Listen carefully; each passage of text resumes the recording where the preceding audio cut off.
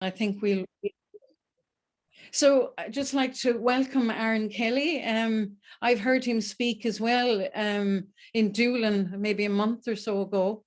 And I just felt that his information was very valuable for the group and, well, to get out there in general. So thanks for accepting the offer to come on Zoom with us, Alan. And absolutely. I hand it over to you.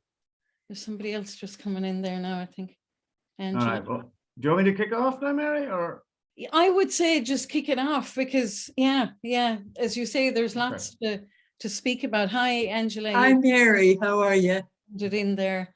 Yeah, I've just introduced Aaron, so he's going to put on. Nice to see you back, Mary. Yeah, I'll do a little bit of background on myself anyway, Mary, because I think it's important, you know, when anybody's giving you information that is what we say counter to the if you like the mainstream narrative, to put it for want of a better phrase.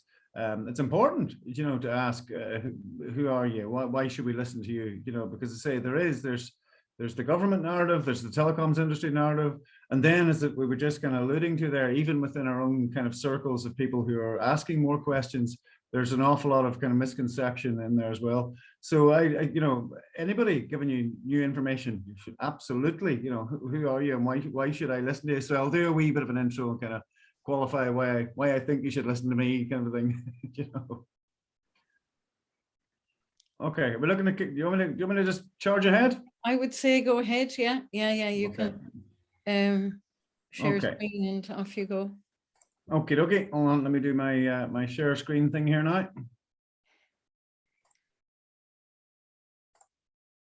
Okay, I think we're up and running now. Yeah. And you can see all that. Okay, perfect.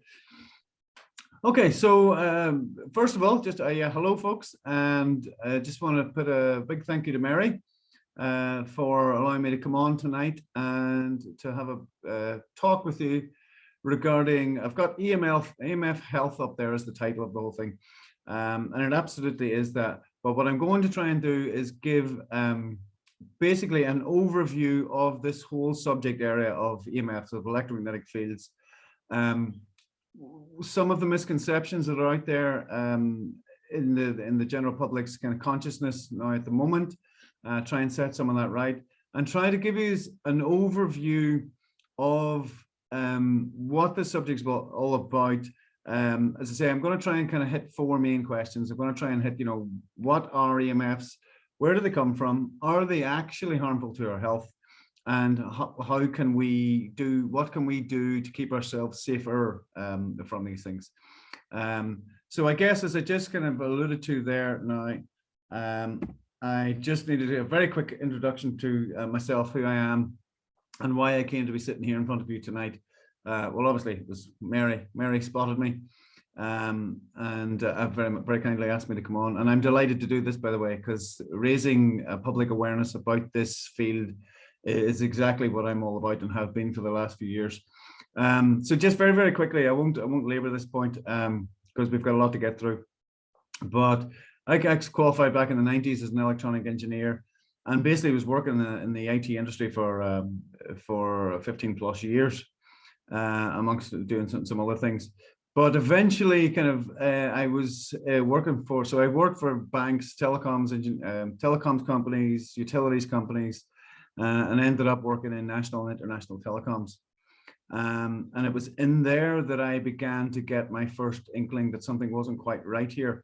And it was in that, very long story short, we were all gathered into a room in an international telecoms company and painted this wonderful vision of the future. And this wonderful vision of the future was basically some poor man who phoned up to order a pizza, but through the wonderful world of integrated databases and all the rest of it, his medical records got accessed. It turned out he had high cholesterol. He was a little bit overweight, so he didn't get sent a pizza. He was sent a salad instead. That probably actually, so I was quite shocked at what was being proposed here. But probably the even more shocking thing was that I was one of the only ones in the room that was shocked about this. So my concern with all this, with electromagnetic fields, didn't actually start out on the health implications of it. it actually started out on the privacy aspect, the invasiveness of this new technology that we were rolling out. So I began to kind of ask some questions with other people with similar minds. And again, to cut a long story short, I was saying, what about the invasiveness of this technology? And they were saying, forget about the invasiveness. What about the detrimental health effects of this technology? To which I was going, what detrimental health effects? I knew nothing about this. And that's me working in the industry for over 15 years. I was a complete wireless technology advocate. I thought everything should be wireless. But anyway, I then embarked on my own kind of journey of investigation and research into this. And as sure as a lot of you here tonight realize, you don't need to dig very, very deep into this subject to find quite alarming things. You merely need to scratch the surface. And suddenly I was finding paper after paper, piece of research after piece of research demonstrating that the radiation from wireless technology was extremely detrimental to our health at levels exponentially far, far, far lower than what we are told the levels that you can be subjected to before there's any detrimental health effects. So I actually went off at that point to and I was off traveling for a wee while. And when I come back, I just put my CV into the recruiter, as you do. And the first job that came back for me after having done a lot of research on this was 5G deployment. And that was my my Damascus moment. That was my fork in the road. That was the point in my life where I had a decision to make. Could I continue doing what I do, knowing what I know now, knowing that it was actually harming people? And I decided, no, I can't do that. That my soul won't allow me to continue down this road. So I chose a different path, a much more difficult path.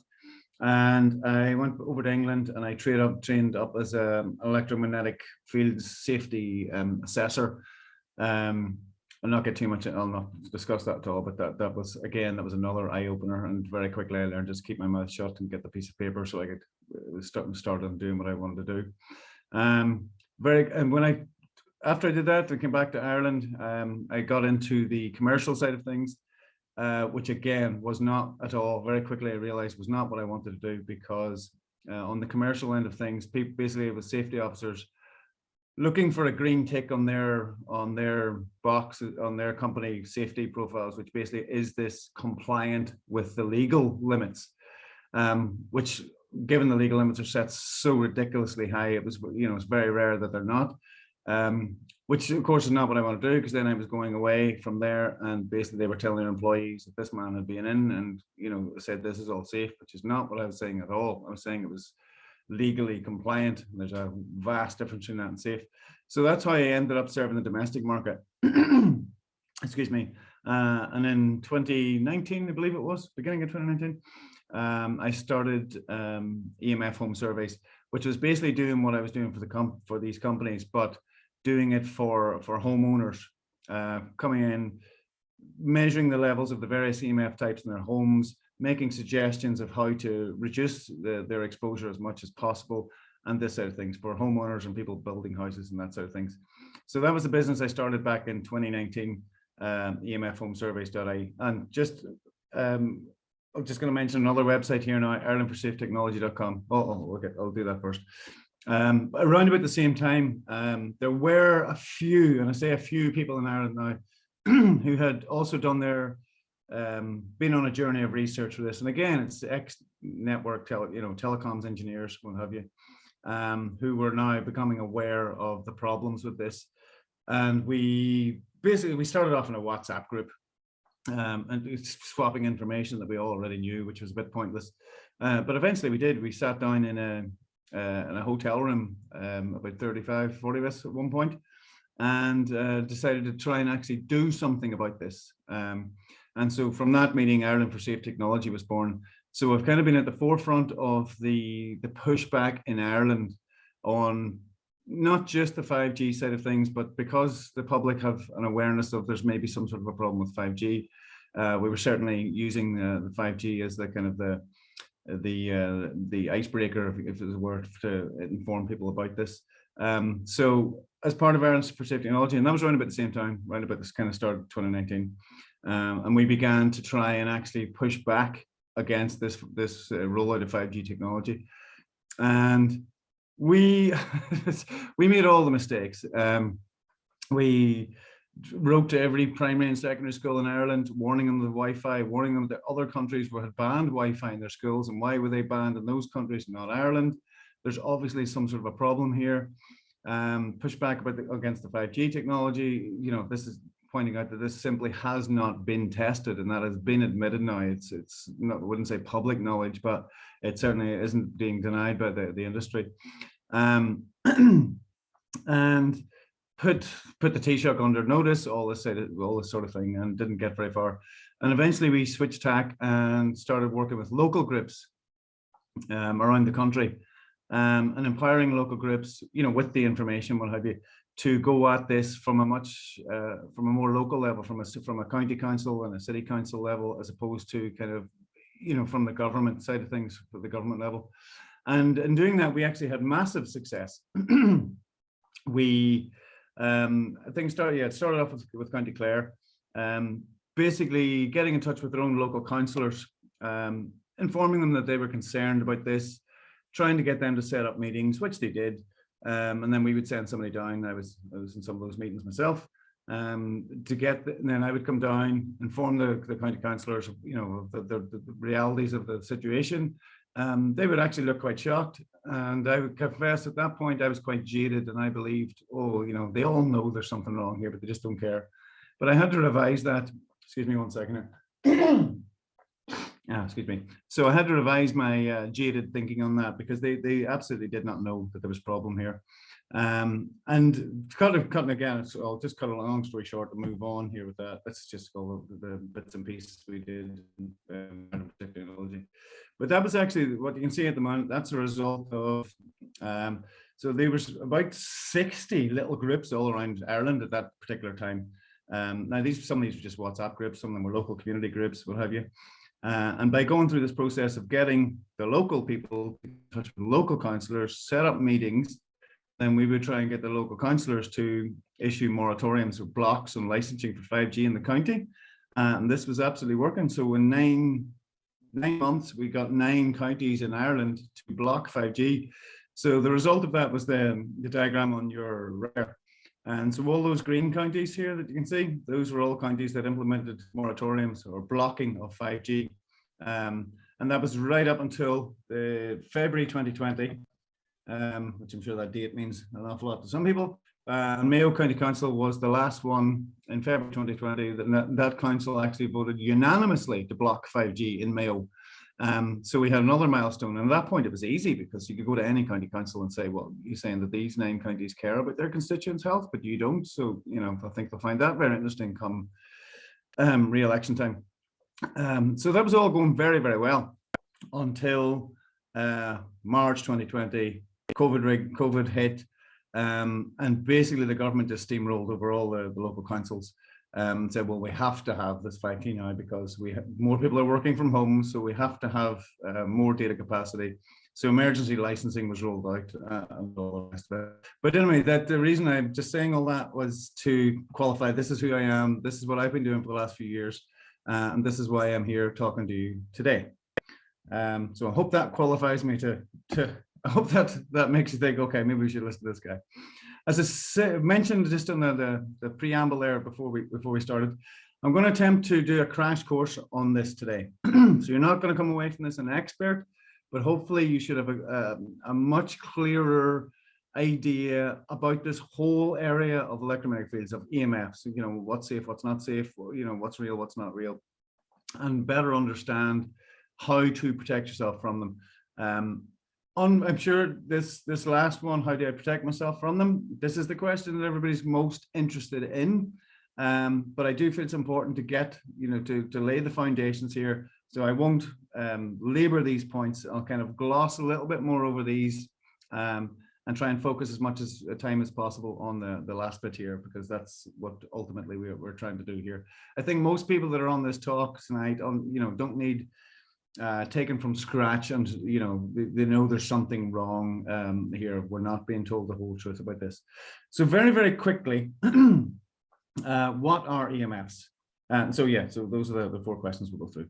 So what are EMFs? And this is a question that kind of can confuse people to death, but needlessly. The industry very intentionally convolutes and complicates this, but there's some very simple ways to think about this.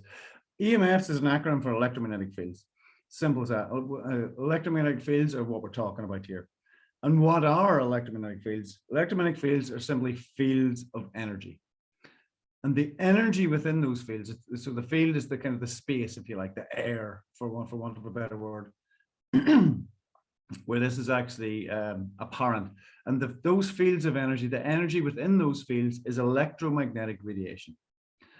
Now, there's a million ways now of saying this.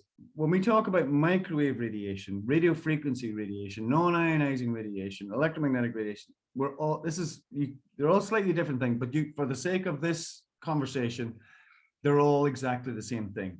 It's all electromagnetic radiation. That's the base energy that's coming out here that's interacting with our bodies and doing its harm. And there's a million and one acronyms as well. There's EMR, electromagnetic radiation instead of electromagnetic fields. There's RFR, that's radio frequency radiation. There's ELF, that's extremely low frequency electromagnetic. There's Wi-Fi, there's 2G, there's 3G, up 4G and 5G. All this you can simplify all this in your head. EMFs and all these things here are all fields of energy, and the energy is radiation, and that energy is interacting with our bodies and is detrimental to it. So when you start to research this for yourself, and you can come across all these acronyms and all these terms, and they can interchange them even within one sentence, and you can be left very confused very early on trying to do your own research in this, and go, oh my God, well, is that the same thing as that thing? And this is all very confusing. And if you get this in your head now, that all these things were all ultimately it's all the same thing. It's all the same thing we're talking about. 2G to 5G is just generations of wireless technology, and that wireless technology is using radio frequency radiation, which is microwave radiation, which is electromagnetic radiation. So it's all the same thing. Now, of course, if you want to be a purist and you research, there's slight differences between each one, but in terms of what we're talking about, health, it's all the same. You can count it all as the same thing, and try to use that to stop getting confused when you're doing your own research in this. It's all the same thing. It's all electromagnetic radiation that's coming from various technology that we're using today. And of course, the problem here is we can't see it, can't smell it, taste it, or touch it. So to a lot of people, it's not real. It's not there. But it absolutely is, and we detect this with EMF meters and what have you. So just moving on, in terms of answering this question of what are EMFs, there are actually 3 types of electromagnetic fields. There's magnetic fields, there's electric fields, and there's radio frequencies. I'll talk a little, I'll discuss each of these more, but that's it. That's not a subset of the main ones. That's it. There's 3 types. And that's all you need. These are the entirety of the amount of EMF types that you need to know about. And we're actually going to be able to class an electric magnetic into kind of one category by themselves. Radio frequencies are different. We'll talk about why they're different in a little second. But basically, radio frequencies are actually where electric fields and magnetic fields merge in together as a characteristic of their particular frequencies. And again, so all these things, magnetic fields, electric fields, radio frequencies, all of them, they all basically have 2 main characteristics, and that's the field strength and the field frequency. Obviously, the stronger the field, the more radiation, the more harm. And although it's an oversimplification, in terms of frequency, you can generalize it like that. So when you talk about 2G, 3G, 4G, 5G, we're basically increasing up here in frequencies. And as we go up in frequencies, we're going up in energy, which means we're going up in radiation, so you can be simplified like that. I'll just the one other thing, in terms of frequency is measured in hertz, and that's it. I swear this isn't going to get more complicated now. This is all the tricky stuff getting out of the way here. So you would measure a frequency in hertz. So When you talk about 2G, 3G, 4G, and 5G, we're basically going up in frequencies. So there'll be bigger hertz, 1,000 hertz, a million hertz, a billion hertz, as we go up through the technologies. So that's it. So don't think there's any more than that. There's 3 types: electric, magnetic, and radio frequencies. And basically, all this stuff has got, the 2 main characteristics of an electromagnetic field is how strong is the field and what frequency is it operating at. That's it. I won't go any further on that. There's just kind of a little, just a kind of a picture. The picture there on the left, just again to try and give you a visual of what an electromagnetic field is. You probably remember this back from physics class in school. You put a magnet under a sheet of paper with some iron filings, and you give it a little shake, and you see this pattern form here, and that's just basically a static magnetic field. So just to kind of show you that these fields are real. They're real things, even though you can't see, smell, taste, or touch them. And the one on the right there is again just an attempt to give you something to kind of be able to visualize this. So that's basically, if you like, a magnetic field. If you like, if the north and south were being switched back and forth there about 2 times a second. This is kind of an attempt to show you what this would look like. So you'd see the kind of the fields emanating from there. So at 2 hertz, so that's an extraordinarily low frequency. So when we get into like the likes of Wi-Fi, we're talking about 2.4 gigahertz, which is 2.4 billion hertz, which is like, so 2.5 billion times a second. Obviously, you wouldn't be able to visualize that, but these are the sort of frequencies we're talking about. And it's present day, as we move, even in Ireland now with 5G, we're talking about moving into 26 gigahertz and all sorts of ridiculous frequencies that have never been tested. So again, their effect on the human body is just simply an unknown, but based on the information we have from previous studies for the earlier generations, it's not good. It's very detrimental to health. We'll get on to the details of that in a wee second. This is the last technical ugly slide. It doesn't get, I'm not going to keep going getting technical. I just needed to kind of put this little baseline on here. And don't worry about all this. All I really wanted to show you again was, if you can, hope you can see the cursor on the screen there. Basically, as we increase in frequencies, the energy goes up. That's really just kind of all I want to show here. And what we have here is just kind of the various equipment that's being used today and kind of what portion of the electromagnetic spectrum we're operating in here. And for a long time, I mean, these 2 words up here, ionizing radiation. This is the radiation we know that actually, has the ability to strip electrons from atoms and molecules. And it's, X-rays and all the rest, but we know this, we understand, and nobody disputes that this is dangerous, but this isn't the stuff we're talking about. We're talking about down here in the non-ionizing portion of the spectrum, which again is the very first go-to counter argument that some people would use. Go, oh, but this is non-ionizing radiation, so it's not harmful. The fact of the matter is there is an international organization called the International Commission for Non-Ionizing Radiation Protection. So that the sheer existence of this body is proof itself that this is problematic down here. And this kind of thermal and non-thermal effects, even today, the claim is that thermal effects are basically this being subjected to these frequencies actually heat things up. And at that point, oh yeah, okay, maybe there might be some problems. But if they're not actually strong enough to heat you up, if it's a non-thermal effect, basically they're blanking it, that there's no problem with that at all. But as I'll show now in a second, absolutely is.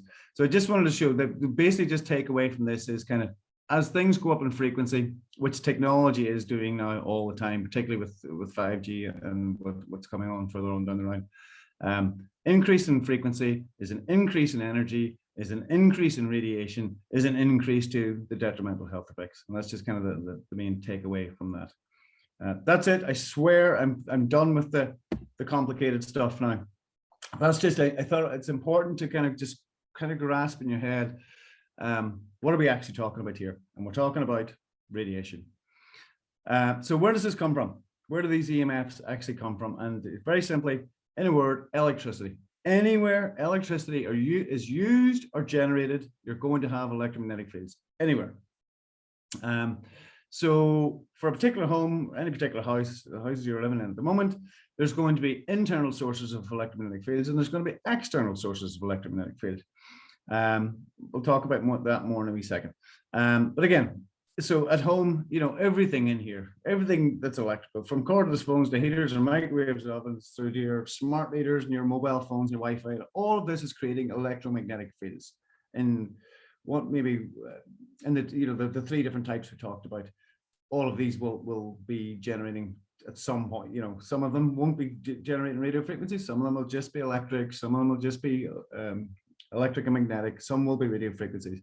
But basically here, and the thing is, what I'm trying to make here is when you go to work, it's the same thing. You've got your computers, your fluorescent lights, your fax machines, your photocopy, everything, you know, at work, it's all producing electromagnetic fields again. And then even when you're going from home to work, again, that's not, you're not getting exposed then.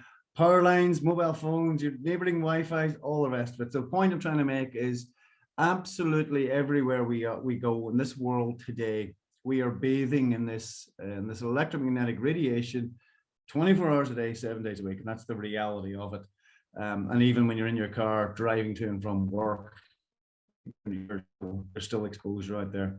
So anything that uses electricity is going to be producing these. And am I going to? Yeah, okay.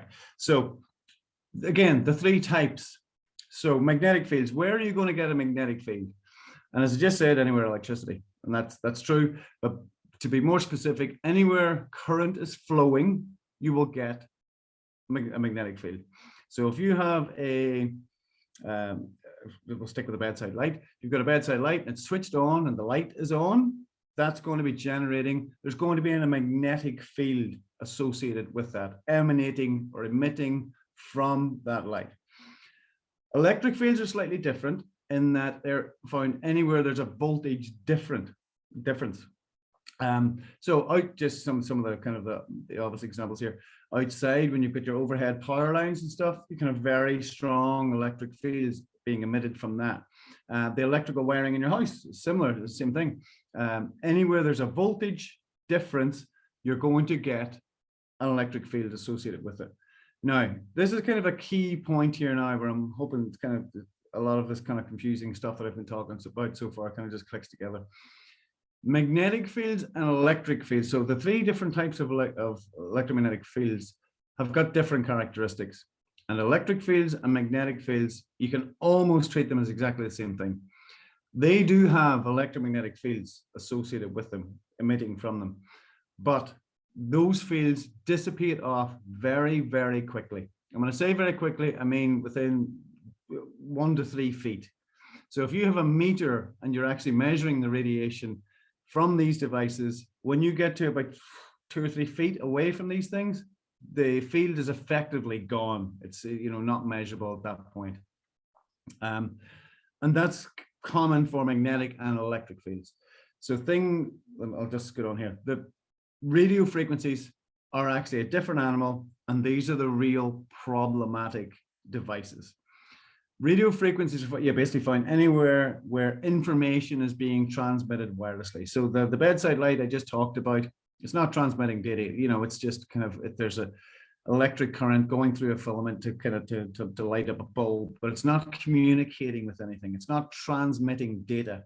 Things that transmit data are like your mobile phones and your Wi-Fi, 2G, 3G, and 5G, this sort of thing. Anything that's transmitting data wirelessly is going to be doing this via radio frequencies.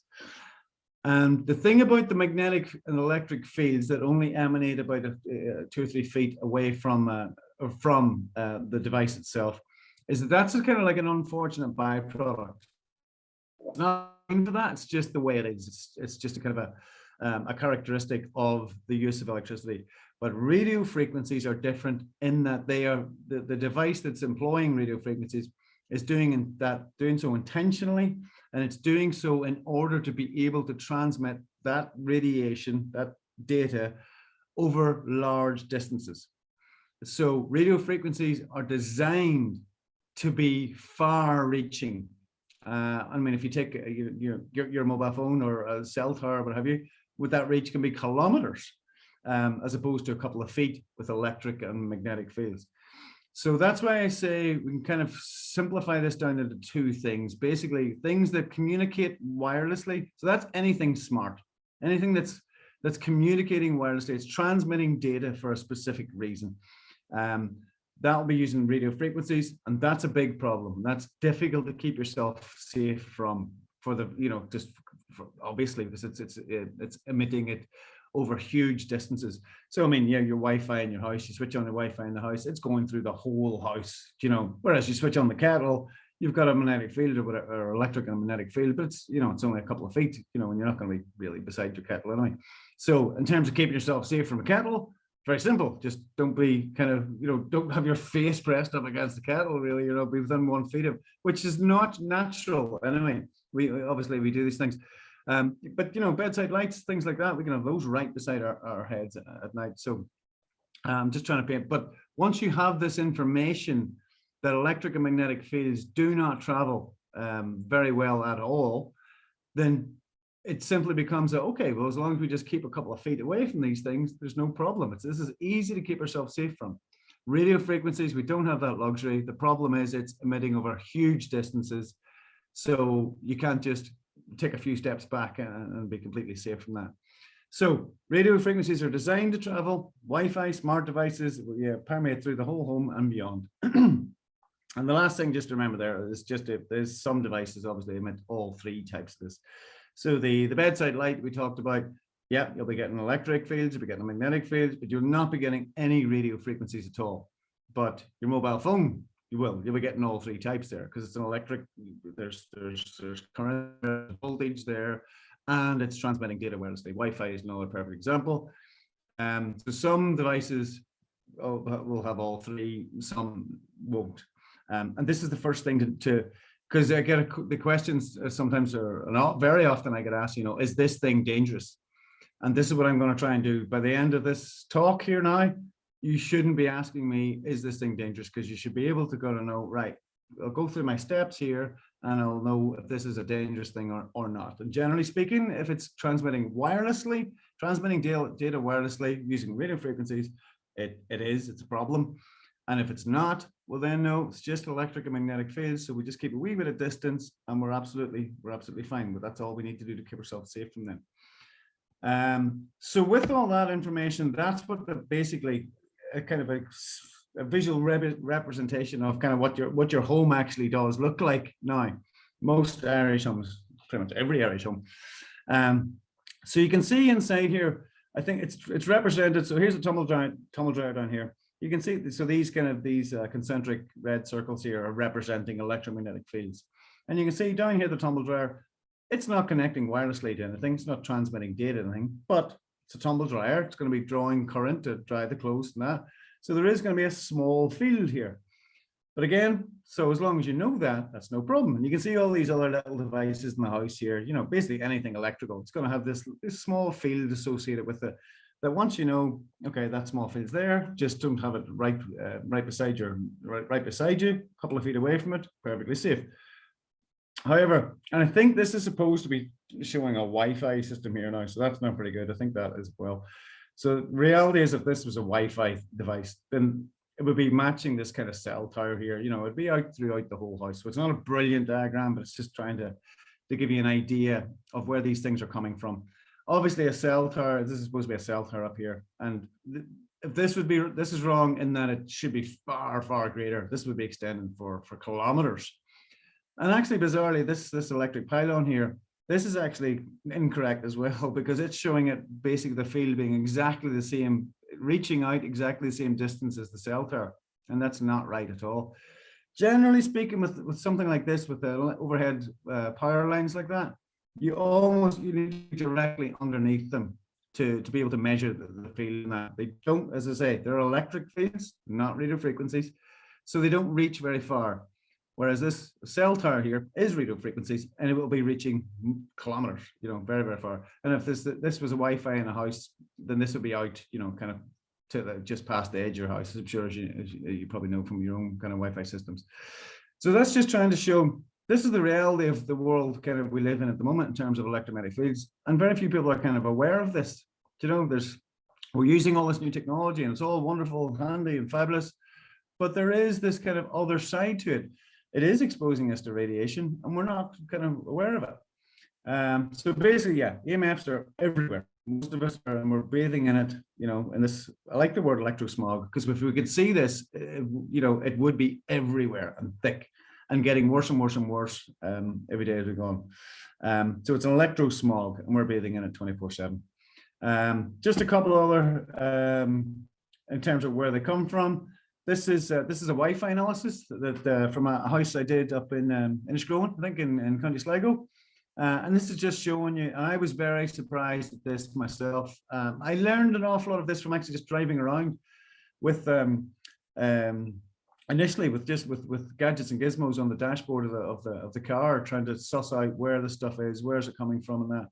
But this is actually a Wi-Fi analysis from the front garden of a house in Innisgrowan, not in a city centre, like so. And you can see there's about 20 Wi-Fi signals there. This is at least, you know, and this is everywhere you go. There's Wi-Fi coming from most houses now. And I often tell a joke about kind of having the Wi-Fi analyzer on my dashboard of my car, just doing this kind of educating myself as to how much there is and where it is and all this kind of thing. And I was driving down a country road in the middle of nowhere, and obviously there was no Wi-Fi on it wasn't detecting any Wi-Fi. And all of a sudden, boom, kind of a strong Wi-Fi signal popped on my dashboard. And I was kind of like, where did that come from? And so these little kind of names at the top here. So all these kind of Wi-Fi signals have a name. Is there one here? I don't think there is. No. But anyway, the name came up and I looked at the name and it was Audi something or other. And sure enough, I looked at my rearview mirror and there was an Audi car that had pulled up, you know, was driving behind me. And there was now a massive Wi-Fi signal pumping out of that car. So just, you know, it was shocking to me to learn just how much Wi-Fi is out there. Wi-Fi is everywhere. And I say that's a front garden and a home in Innisgrowan. There's just tons of this. Bottom line, Wi-Fi signals are everywhere. There's way more than you think. And this is the other side of things then. So this is the cell towers. Now, of course, Wi-Fi, radio frequencies, so that's the bad stuff. That's the stuff is the main problem. And again, so this is the current state. That's probably a little bit out of date now, but 2021. But this is basically a map of Ireland in terms of cell towers and transmitters. And you can just see that that's the state of affairs in Ireland there now at the moment. And it's getting worse every day. It's accelerated since March 2020, since COVID came out. But cell towers, I'm sure you're aware as well, are just going up left, right, and center everywhere. Now, yeah, so just to show you, so if you actually go to the front page, don't worry about taking this down, I'll cover this at the end, but on the front page of EMF Home Surveys.ie, which is my own business website, yes, this map is on the front page.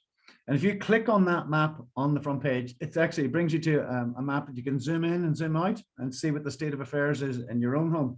So this is actually, so I was just mentioning to somebody before we started, I was doing a talk down in Clonakilty there a couple of weeks ago. And so whenever I do these talks, you know, to kind of live audience, wherever we're doing the talk, I always kind of do, you know, I use that map to show people, you know, what the story is. So wherever we were doing that now, you know, we were about 1.5 kilometers away from a kind of mass cluster up here, and there was 5G up here, and then down here as well. But the point is, so you can use this this map here. Again, if you go to Ireland for say, EMF Home Surveys.ie, that's on the front page. You can click on that. You can zoom in and check your own home and see how far away you are from the nearest mast. Again, I mean, if you're in a city, you're probably going to have a heart attack at the amount of masts there are. I've been to cities that have 5G towers within 300 meters on all four sides of a house. That's obviously not good. Obviously, if you're rural, you're going to be probably in a better position. But you can be rural and right beside one. So generally speaking, there's less density of these masts as the more rural you go. If you're in a city, you're going to be very close to probably several, if not half a dozen, you know, kind of masts. So this is just giving you an idea, so you'll be able to see for yourself what the state of affairs is in your own home. So yeah, emfhomesurveys.ie, click on the map and you can zoom in and out to where you live and get an idea of how close you are. In terms of what's good and what's bad, I mean, it's a little bit relative. I often say, you know, if you're 3 kilometers away from a mast today, you're doing very well. That's the reality of it. That would be in a position of envy in Ireland. I mean, just you can see the sheer amount of masts. Obviously, if you're in Dublin, God, if somebody phones me up and says they want me to come and do a home survey, and they're inside the M50 in Dublin, I just know that's going to be bad. That's going to be a bad news job. That Cork is obviously next, and then, you know, Limerick, Galway, the bigger cities. As I say, the density of people relates to kind of density of masts. It's kind of there's more population, there's more devices, there's more need for this and so that's the way it's going to work. So that's just you'll be able to inform yourself just what the state of affairs is with your own home, how close you are, how many masts there are near to you, whether they're 2 to 5G. Oh yeah, one thing about that map when you go in, it doesn't actually say 5G. When you go in, you can click on the individual masts. They will say things like LTE, which is 4G, but the thing you're looking for is it's NR, which actually stands for new radio, and that's actually 5G. So if you click on a mast, it's close to your house and it says NR, that's 5G. That's a new radio technology. So yeah, that's just so if you want to check out your own home and see what the story is. Okay, so that's we've done a very, very quick crash course on what EMFs are, and we've done a very quick crash course on where they come from. And as you can see, where they come from, where they are, it's, you know, everywhere. So we're going on to the third question here now. We're asking ourselves, you know, are EMFs actually harmful to our health? And the whole area of electromagnetic fields, of 5G, of smart meters, all this, the only dispute on this really, because nobody is disputing the levels. And if I take my meter out and measure the levels, an industry representative, you know, working for a telecoms company will get the same readings. So nobody's disputing that it's there. The only dispute is this key question of, is this stuff harmful to our health? And the answer to that question is put on here is, it depends who you ask. And if you ask anybody involved with the industry, the telecoms industry, the government-related scientists, the World Health Organization, this is the International Commission for Non-Ionizing Radiation Protection, TV, governments, blah, blah, blah. You, generally speaking, you're going to get the same answer. Oh, it's perfectly safe. There's no problem with this at all. Oh, yes, there's radiation there, but it's at levels, you know, that aren't harmful to your health. Well, at least that's what they used to say. And in 2011, they were forced to admit, well, actually, it's possibly carcinogenic, so it might cause you cancer. But, and actually, this was a very reluctant kind of an admission. We'll talk about this more in a wee second. However, if you ask the other bank of scientists, and again, I think a lot of us have kind of had experience of this over the last couple of years with certain other things going on. The non-industry related scientists, the whistleblowers, and the people who are not being paid to find no problems with it, really, they were always saying this is absolutely harmful to your health. And you know, just to run the comparison, in 2011 they were saying absolutely, and it's increasing exponentially, and it's far worse than we even thought. And this is a kind of a little diagram here done by Henry Lyon, University of Washington. So this is the industry, basically split this, the one on the right hand side here, this is the industry. This is their own studies. And they say basically, so a third of their own studies show that this stuff is detrimental to our health in levels far, far lower than they're telling us. Now, because they've got the majority of studies that say they don't. Now, some of these studies, if you go and actually look at them, can be exposure to a mobile phone radiation for 5 minutes a day for 1 week and stuff. So again, and some of these can be over years. So the studies themselves can vary greatly, but the industry themselves, their own studies, about a third of their own studies show that this stuff is detrimental to our health at the way below the level that they're currently allowing. Basically, go to the non-industry, these guys here, the non-industry scientists, you get the complete opposite. You get, you know, overwhelming amount of the studies show detrimental health. But yeah, it's worth noting that some don't. Again, when you actually, I would kind of try to investigate this myself. And yeah, some of these studies are for 5 minutes for, for 3 days, kind of a thing. But this is the bottom line. So whenever the industry has these, they're able to completely ignore these harmful studies and basically say, and this is where I'm sure a lot of you are familiar with, this is where the weasel words start. So they say things like, we have no conclusive evidence that it's harmful to our health. And other things that nothing cast iron, because there's any doubt at all they really need is a few studies that says there isn't detrimental health effects, and they use that and go, oh, the jury's still out. We can't say for sure. All this kind of side of things, and I'll show you some more studies here in a wee second. But that's just kind of the general overview. This is the argument. This is the only thing that I'm saying that's different to what the industry is saying. Is it harmful to your health? Everything else, we're all completely agreed on. Nobody's arguing about. So just back on this International Commission for Non-Ionizing Radiation Protection. So you might think that's a group of thousands of scientists around the world that are kind of working to make sure we're all safe. No, this is it. Well, this is it in 2019. I think there's a maximum of 14 allowed. This is it. It's just these 14 people that are setting the standards basically for the whole world, really. Non-elected invite-only group. Basically, the guy who set it up would work for telecoms, left telecoms, set up the ICNIRP, and then handed over the reins and went back into telecoms. And I can never get into the ICNIRP because it's invite only. So these are just basically, I may as well just say it out loud here. These are just completely owned industry reps that are basically doing setting the limits that the telecoms company want them to set. As I say, an unelected invite-only group. It doesn't. When you come at them about this, they'll claim they have no. Their recommendations have no legislative standing. So we're not saying this is what you should do. We're just giving you our opinion. Yet it are the standards. It's adopted by the gold standard from the World Health Organization. And as the World Health Organization has adopted it, the EU has adopted it, and as the EU has adopted it, Ireland has adopted it. So these guys are the ones setting the limits in Ireland. That's the reality of it. And again, it's just I mentioned here, thermal effects only. If it's not actually heating things up, then they say, well, it's completely safe. There's no problem at all. But there is literally thousands of scientific studies on this that show that what we call the non-thermal effects are, DNA damage, fertility, everything really. I'll talk about that in a second. So there are a bunch of countries around the world that have actually rejected the recommendations of the ICNIRP, and they've set their own standards.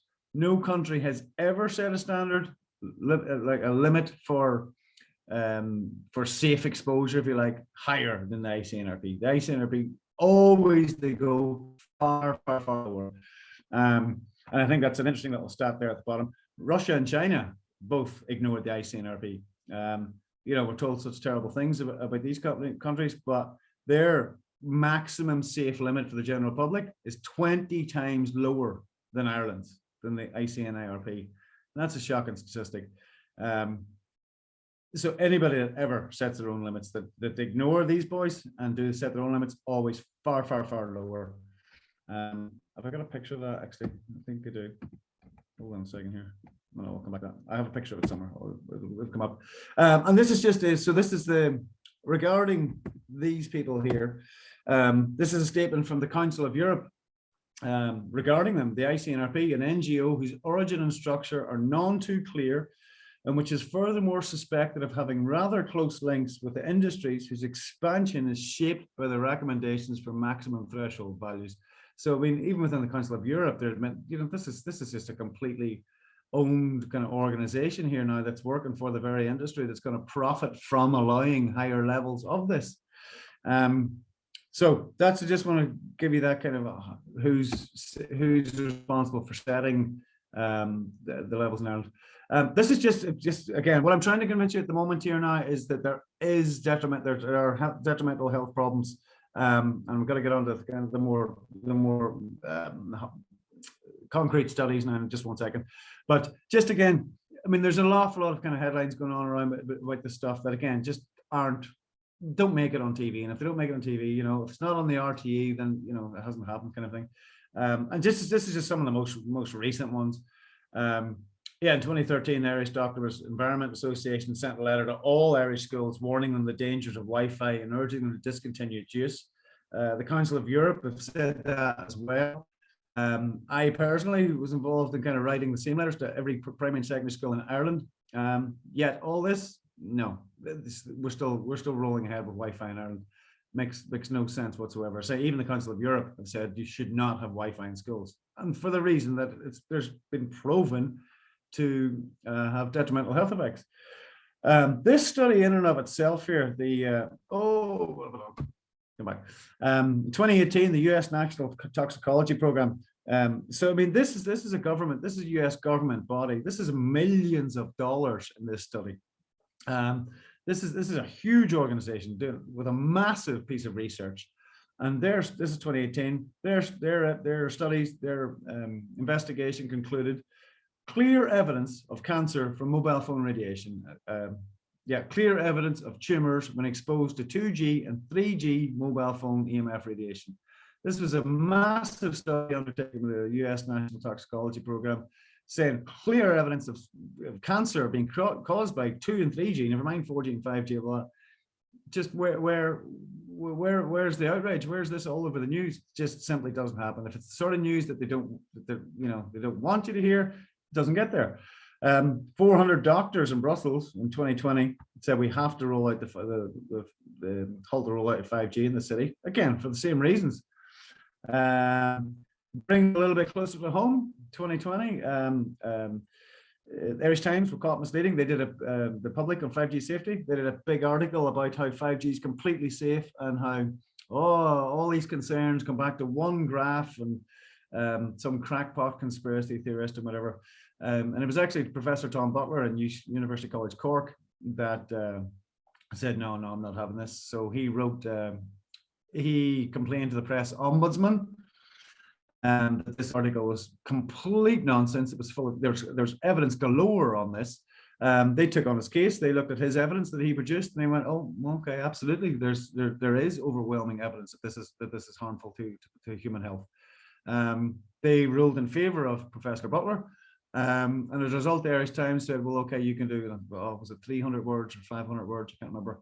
You can do, we'll give you 500 words to say why it was wrong, which, I mean, I'm going to struggle to gloss this in an hour speaking here. What can you do in 500 words? So I think he just told him, forget it. Like, but again, and that, I mean, the caught mislead, where was, page 23 in the bottom left-hand corner kind of thing. Again, 2020 Apple iPhone lawsuit was quite interesting one, where basically this was somebody, again, the radiation from the iPhones being detrimental, and the judge was just completely baffled, going, how could it possibly be that 2 certified labs come up with different results? And the reality was that the 2 certified labs didn't come up with different results. They came up with the same results, but the industry interpreted it one way and the independent scientists interpreted it another way. And then, of course, just last year, 2021, Children's Health Defense. Basically, the court's decision exposes the FCC and the FDA, this is obviously the American side of things now, but as captive agencies that have abandoned their duty to protect public health in favor of a single-minded crusade to increase telecom industry profits. These are the sort of headlines you don't get on TV, you don't get in the RTE. And I think, again, closer to home one, I think, what's his name? Eamon, can't remember. So an Irish Northern guy on the radio, Eamon, can't remember his name. He basically just said, Ryan. Say it again? Eamon Ryan. That's the boy. I think that's the boy. After looking at this, he just said, it was something along the lines of maybe we should look a little bit closer at this. I mean, it wasn't anything harsher than that. And he very nearly became a victim of cancel culture, that, oh, you can't say that, So that's, I mean, anybody that speaks out on this, as I'm sure, you've seen other things in the last 2 years, if you speak out about this, you're called names and everybody's told to ignore you, and you can find yourself cancelled. So it's exactly the same thing, really, on this kind of EMF side of thing. So that's just some samples, some of the information on the headlines that are out there that you never get to see, that the general public never gets to see. This is just a kind of a quick visual representation of the safe legal limits around the world, comparing. So you can see there's kind of, the Salzburg, Spain, Belgium, and all the rest of it here. So this is basically the limit of which they say we're not going to expose the public to anything more than that because it's detrimental to your health. Here's Russia. Remember Russia? We talked about that a second ago. And then you go on through. This is Ireland. This is Ireland here. This is the ICNIRP. So this is the amount of radiation Russia says that we are going to expose our citizens to before we know it harms them. This is the level that Ireland says we're going to expose our citizens to before we think it harms them, And I just want to show you, so just this is kind of, there's nowhere else in Ireland. There's no country in the world. Now, it's not just Ireland, it's joint Ireland that has got a more lenient high limit of radiation exposure. So we are the joint worst in the world. And I just want to show you this for a second. So yeah, so just talk a little bit more scientific studies. But basically, so this is kind of, where we're using the International Commission for Non-Ionizing Radiation Protection as the gold standard for what's safe and for what's not safe. I would suggest this, which is the Bioinitiative report. You can find it at bioinitiative.org, I think it is. And this is a meta-analysis done by independent scientists. So I think there's about 29 MDs and PhDs that put this together, because there's literally so much research and scientific papers available showing us the detrimental health effects of this. That is almost kind of too much. It's too much to start to research it. Where do you begin? So what these people have done is actually they've done a meta-analysis of, I believe, at least 4,000 scientific studies showing the detrimental health of this, and they've got a little color code thing here, which I think, so if it's yellow, it's a fertility problem. If it's red, it's a kind of a cardiac, sleep, memory, learning, behavior, this sort of thing. So they've kind of color coded it, and so each line on this is basically a study, it's a reference to the study. Here's what was found. So if you like chronic exposure, mobile phone, pulse, RF significantly reduced sperm count. Okay, that's not good, obviously. But I just want to quickly draw your attention to what we're talking about here and the figures over here. So the metric here, they can be quite confusing, but we're just going to keep the same metrics. Don't worry too much about this. But it's basically 0.00034 microwatts per centimeter squared. Okay, at that level, we find reduced sperm count. So 0.00034 of one of those. And see, this is the same metric. So Ireland said, no, you can have 1,000 of them before we're even going to consider this harmful to health. A fraction of one, 1,000. Do you know what I mean? That's the kind of, the discrepancies are not, we're saying, it's 3 times, you're 3 times too high with your legal limit here. No, you're like tens of thousands of times too high. So just want to the numbers are actually get so big and so weird that they almost begin to lose all meaning. But I just want to show it. So here's just a handful of scientific studies, and these are the levels, fractions of one. And I say in Ireland, 1,000. The Irish government don't think it's a problem if it's below 1,000. These people think it's a problem. These people think it's a problem at this level. 1,000th of one or 3,000th of one kind of thing. So that's kind of the difference in the discrepancy. It's not, I'm saying, it should be halved. It's thousands of times too high, literally thousands of times too high. So again, just on the detrimental health effects, so the Bioinitiative report is where when I started doing my own research, the Bioinitiative report is really where you want to be going.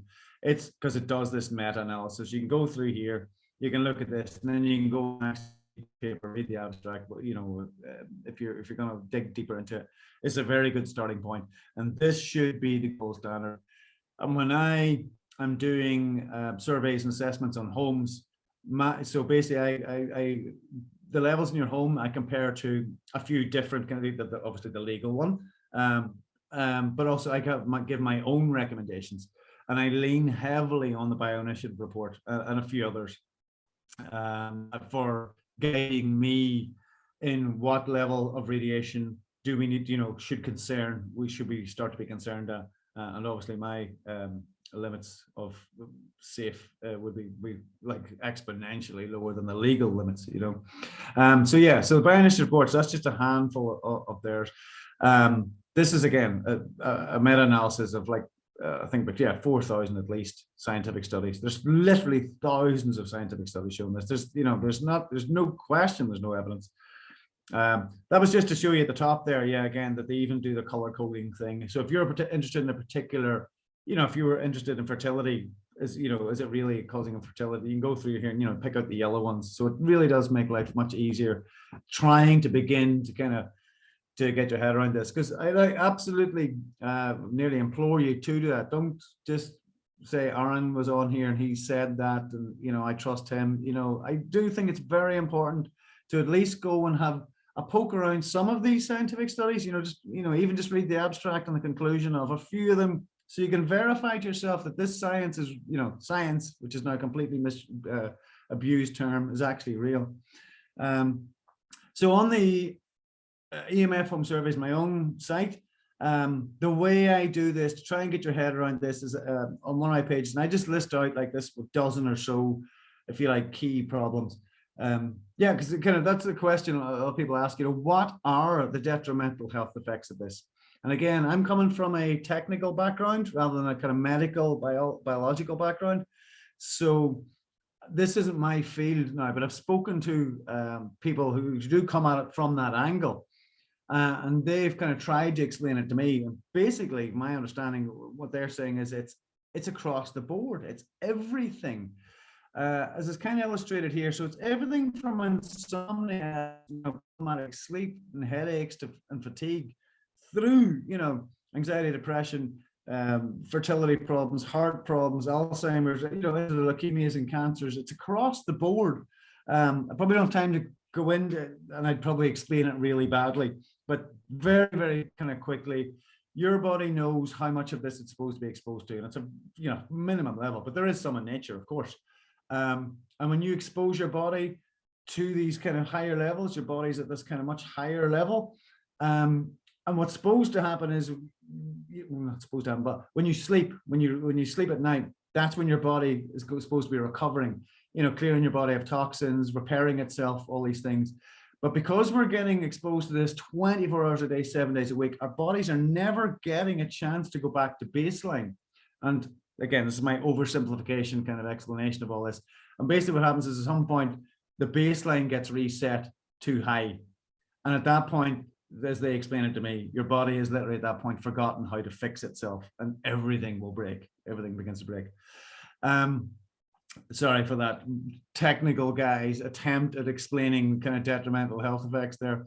But so on my own site, I selected some of these key detrimental health effects. And if you go onto my website, for each of these, I provide 2 or 3 example studies, that show these problems. And of course, you can move on from there and do your own research. It's just, because there's just so much out there. So I give kind of these kind of dozen or so key detrimental health effects with a few example papers of each as a starting point to try and make this a little bit easier to navigate. And I say EMF Home Survey, EMF Harm on my site. But if you go, there's a knowledge section. It's like, is this really harmful? It's basically these questions I'm asking here on the knowledge section of my site. What are EMFs? Where they come from? Are they really harmful to health? And how do we keep them safe? Keep yourself safe from it. So if you want to, and I suggest you do just to verify that what I'm saying is true and not make believe, not nonsense.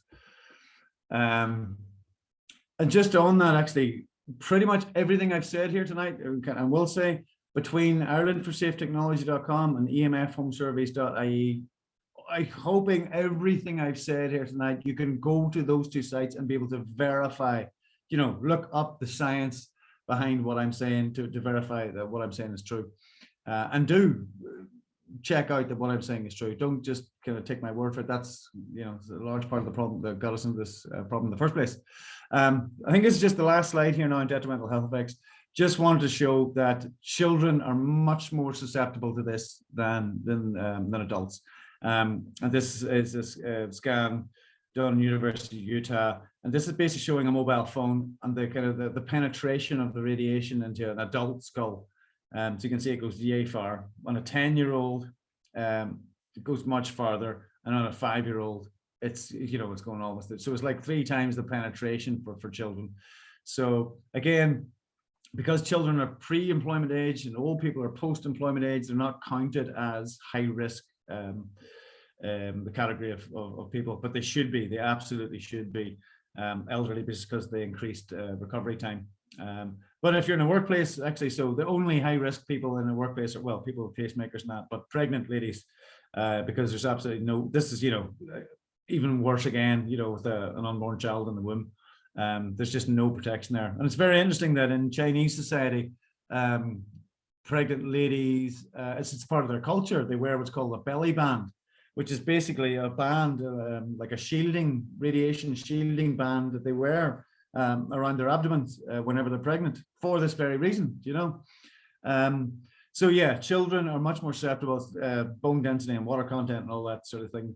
The radiation just penetrates much deeper into them. So particularly should have care around children with this, again, with mobile phones, with anything kind of wireless technology. And this is actually from the EPA itself. So whenever the EPA are kind of the people in Ireland that are responsible for setting the limits, but they just, offload to the ICN-IRP. And whenever they do presentations to city councils and that, this is part of their presentation, and it's kind of one slide on the dangers. And basically, this is literally what they say. They say, this is from their actual presentation that was given to me from a city county councillor. This was the slide. The WHO said there is no adverse health effects if EMF levels are below ICN-IRP guidelines for members of the public. This includes 5G.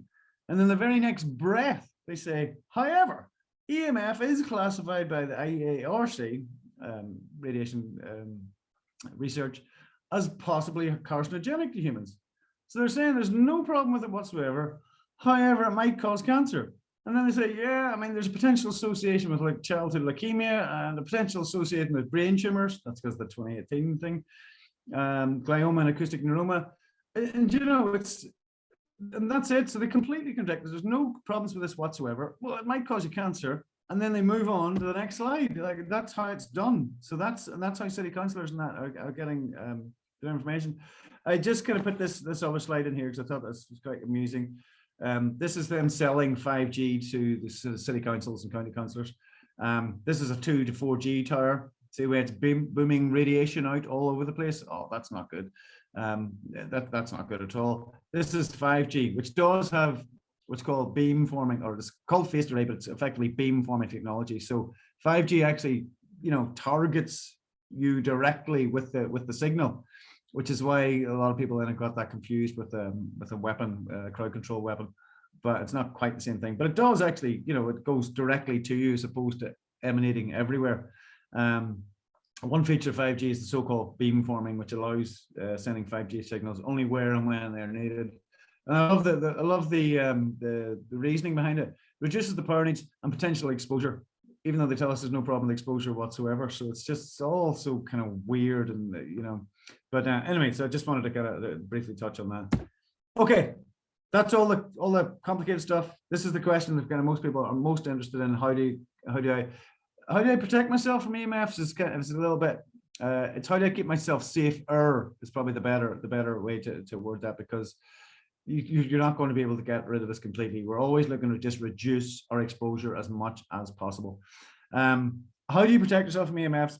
As I say, you've already started. This is how you do it. You actually educate yourself into what this stuff is, where it comes from, and only with that knowledge can you begin to understand how the things you should be doing to act.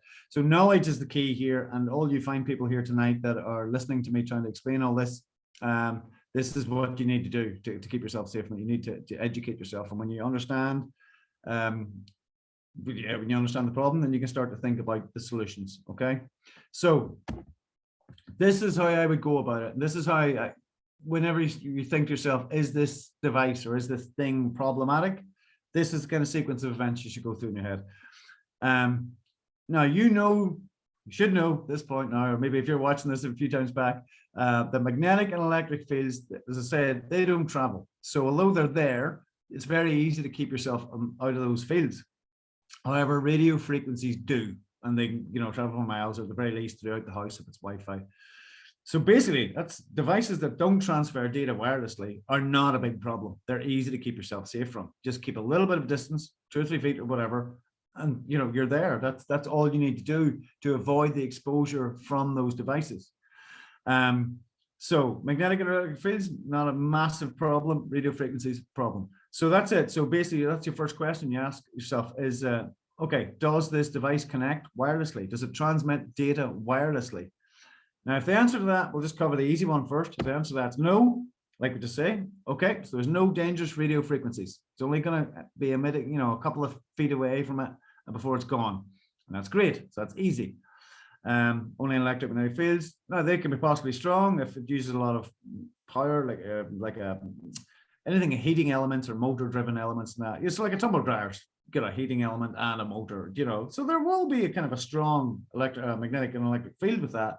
But again, just, stay a couple of feet away from the tumble dryer when it's being used, and there's no problem at all. And you just need to stay a couple of feet away. The reason I use the tumble dryer there is to make this point that there's 2 main things that make up your exposure is the strength of the field you're being exposed to and the amount of time you spend in it. The reason I say that is because I did, after explaining this to a lady one day in her home, and she was perplexed about, well, if the tumble dryer was on, she needed to get something out of the tumble dryer. What was she going to do? And I was just saying, well, you just walk over to the tumble dryer, take out the thing, mid-cycle and walk away again. You're only going to be in that field for a tiny period of time. So this, as much as possible, is the reason I say that. There's a point of a turn here. Don't freak out about being in that magnetic field for briefly as you go over. Just as I say, don't have it beside your head, all through your 8 hours of sleep. That's a different story completely. So, but that's it. If it's not connecting wirelessly, then you've got very little problems. All we need to do is keep a little bit of distance from it. So I'll use the old bedside light example here, just to kind of try and pull all this together in terms of the electric and magnetic fields. So devices, if we shoot down here on the bottom right, this is the lamp switched on. So the lamp switched on is going to have a voltage difference, and it's drawing power. So it's a current flow. So it's going to have both electric and magnetic fields.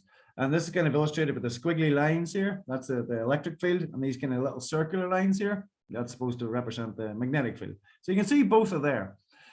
But interestingly, you can see that when the lamp switched off, let's say that using that little switch here, or the little switch halfway up the cord or whatever, you can see there's still electric fields coming off that. And that is correct, because this, the wiring's in your wall here. Again, I'm really hoping you guys can see the cursor in this. So the wiring's in your wall, and it's coming down in here through into the lamp. Even though it's not switched on, that voltage is still in there, and you can kind of prove that, if you take a pair of scissors and cut that cord, you're going to get a shock or trip a switch or whatever. So the electric field is still in this, is still emanating from this wire. So this is kind of, again, think about your bedside light here.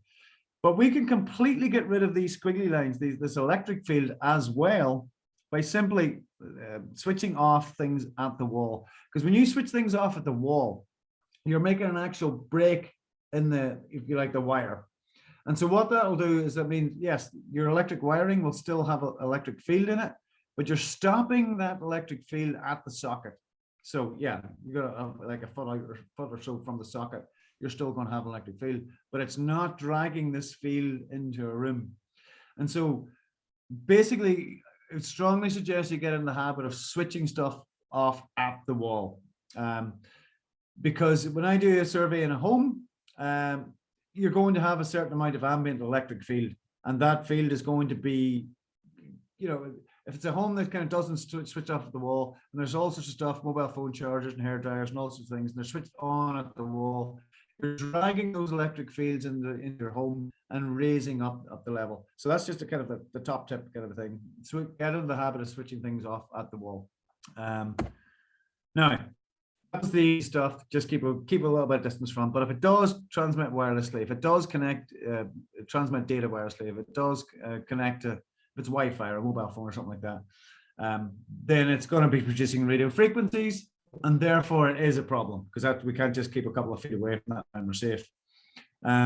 The horrible, harsh, simplistic thing about this is, ideally, what you want to be looking at is actually either replacing that with a wired version, basically replacing it or getting rid of it. It's a problem, do you know? And if you're unable to get rid of it or replace it, distance. This is your biggest weapon in terms of reducing your radiation exposure from these devices. EMF radiation, electromagnetic radiation, follows what's known as Planck's law, which, so if you've got 100, this, as this diagram is trying to show here, if you're getting 100 units of exposure at 100 meters and you move to 200 meters, you're not getting 50 units of exposure now, you're going to be getting 25. So if you double the distance, you quarter the exposure. And similarly, if you half the distance, you're not getting 200, you'll be getting 400. So this is kind of what this picture is trying to show here. If you imagine this kind of little page A here, as you get closer and closer to the source, you get exponentially more exposure. And this is a key concept. So for example, I was doing a job in a house, there was a Wi-Fi router in an office, and for very complicated reasons, the lady, this router could not go. It had to be pump length Wi-Fi, and it was there. And what we literally did was we rearranged her office, and so that she was sitting with her back to the back wall, and the router was on the other side. And we effectively, we doubled the amount of distance between her sitting in her office, between her and the router. And you'd think to yourself, well, that doesn't make any difference at all. There's no, what in the grand scheme of things, how much difference is, how much exposure reduction am I getting there? And once you understand how this works, you're actually getting about 25% of the exposure you were getting before we did that, So any distance you can get from these devices is worth doing because of this Planck's law, because of this exponential relationship in the closer that you get to something.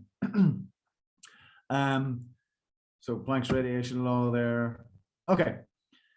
Which obviously is why mobile phones are awful, because you have them right up to your head, which is, when you understand Planck's law, this is not good to do. We'll talk about this now in a second here. So the chances are the top five likely biggest problems in your home today are, I'll put this one at the top, just the all-in-one boxes. These, I don't know if you've got these. These are the new ones that serve the Wi-Fi, the broadband, the cable for the TV, and the phone, and all the rest of it.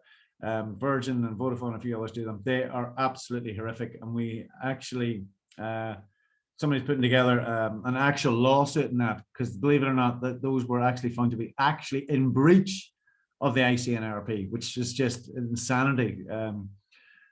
Now, that if you have one of those, that's going to be a major problem. But more commonly, your Wi-Fi router is going to be your biggest source of radio frequency radiation, electromagnetic radiation, microwave radiation, whatever you want to call it. Your Wi-Fi router is likely to be the biggest problem in your home today. And I'll talk about these two separately. We'll concentrate on the Wi-Fi router in a second, of what you can do to solve that problem. Just some of the other ones, kind of in the top 5 problems that people have in their home. Cordless phones. Cordless phone is basically the same as a Wi-Fi system. So if you have a landline with a cordless handset and that, those are absolutely terrible. Those are working off 2.4 gigahertz, just exactly the same as Wi-Fi.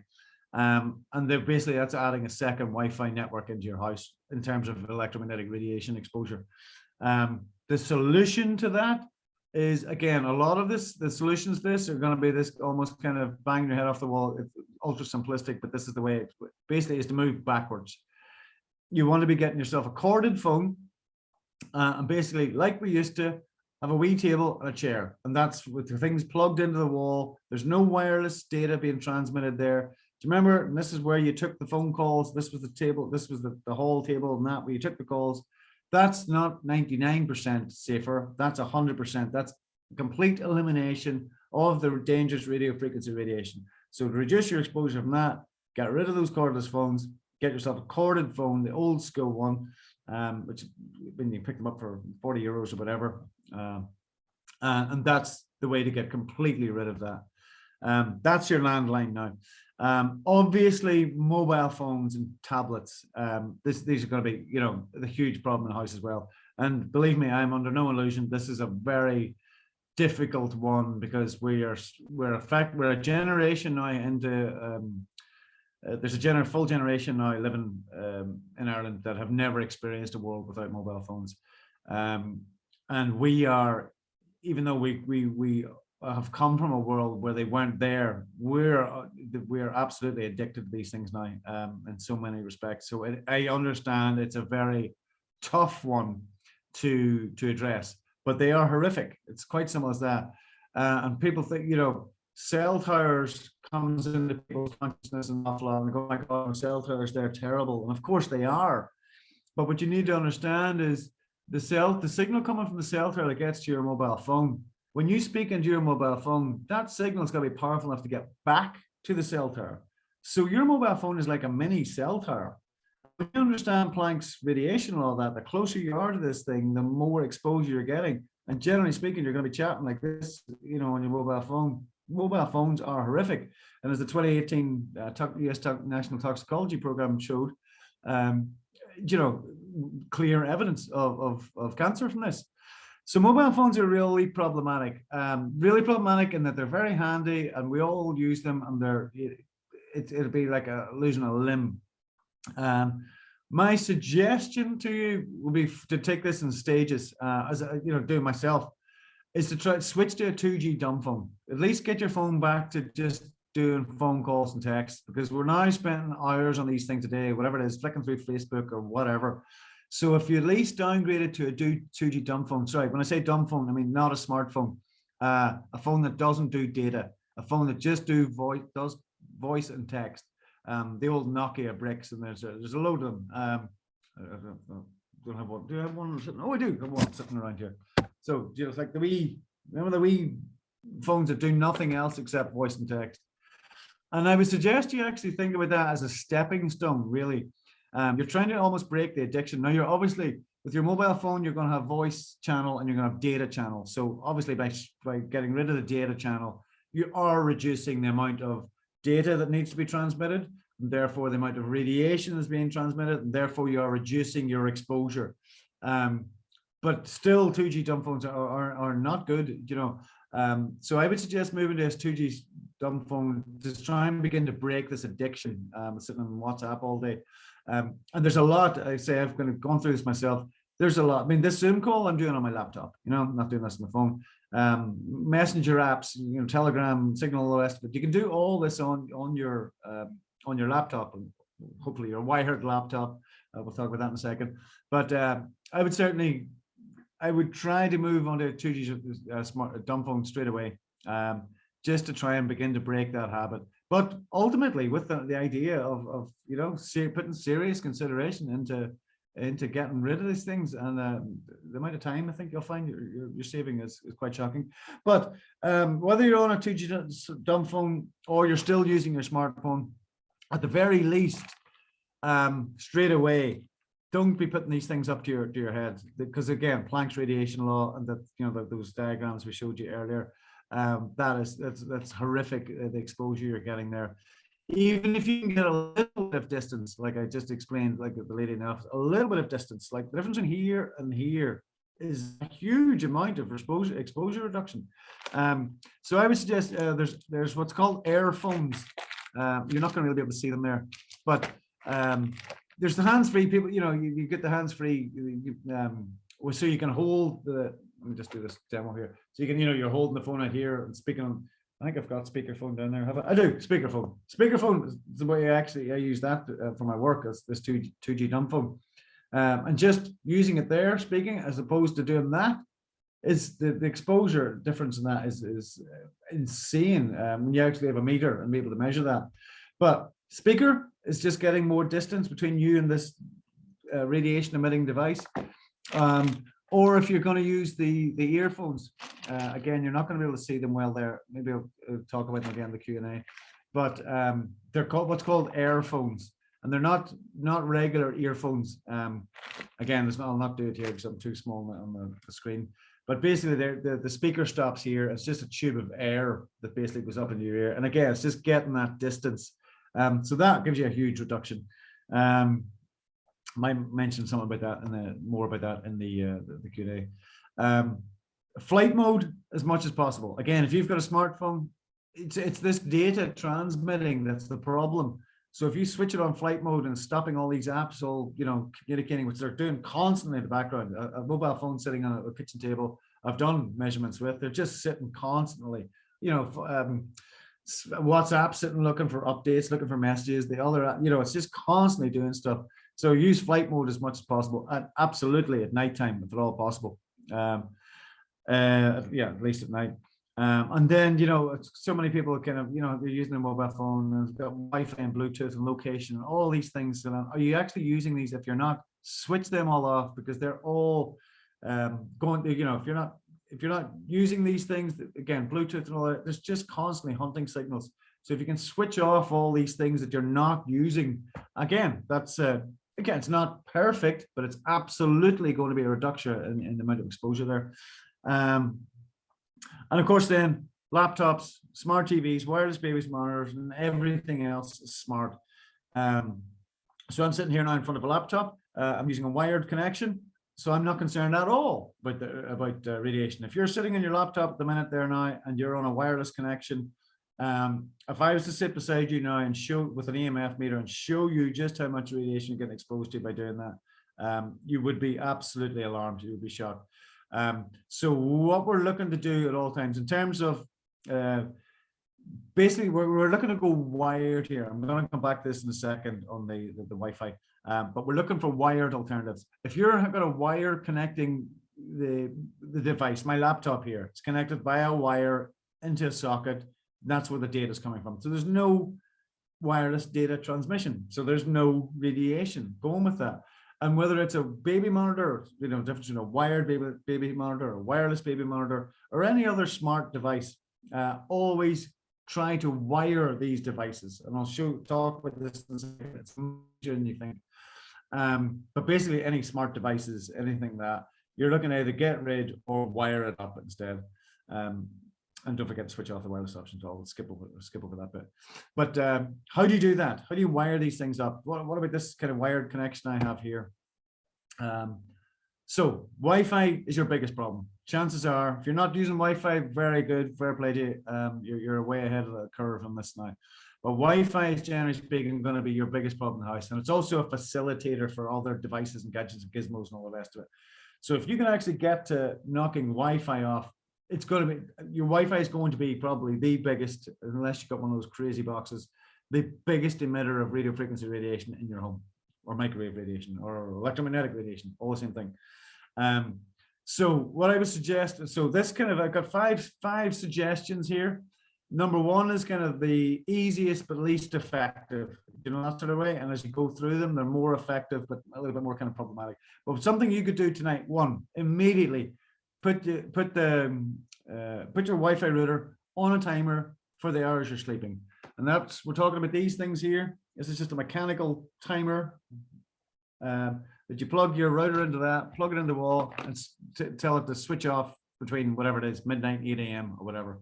That will mean those most important times for your body, those sleeping hours, when your body's detoxing and repairing itself and all the rest of it, at least you're giving a body a chance to recover from all the exposure it's got during the day.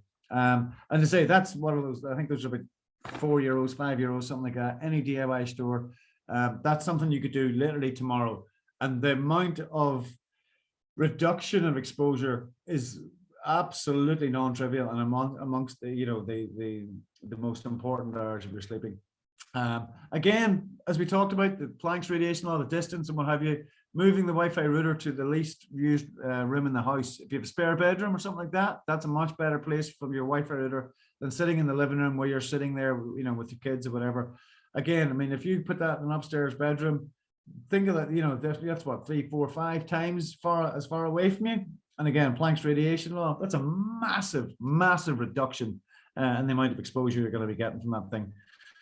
Again, if it's upstairs in a spare bedroom, you want to make sure you've got that thing knocked off at night, because you're going to be increasing the exposure, upstairs.